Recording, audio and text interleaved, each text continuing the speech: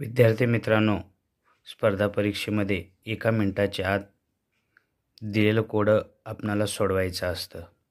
या ठिकाणी चौरसातील कोडे हे उदाहरण आहे आणि हे 1 मिनिटाच्या आत आपणाला सोडवायचं आहे।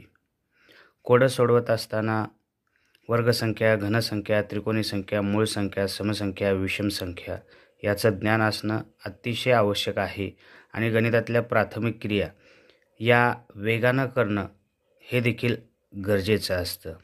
आता हे आपण कोड पाहिल्यानंतर आपल्या लक्षात येतं की या ठिकाणी 6 आणि 8 14 ही बेरीज झालेली आहे।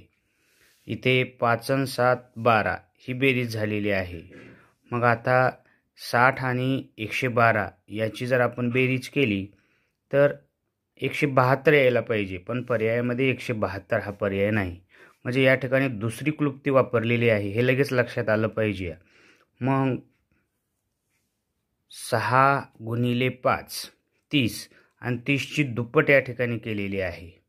इथं 8 गुणिले 7 56 56 ची दुप्पट 112 आणि 14 गुणिले 12 जर आपण यांचा गुणाकार केला तर 14 गुणिले 12 12 1 12 12 2 24 12 33 12 चौक 48 हातच्याला आली 4 12 1 12 आणि 4 16 168 आणि 168 ची परत आपल्याला दुप्पट करायची आहे।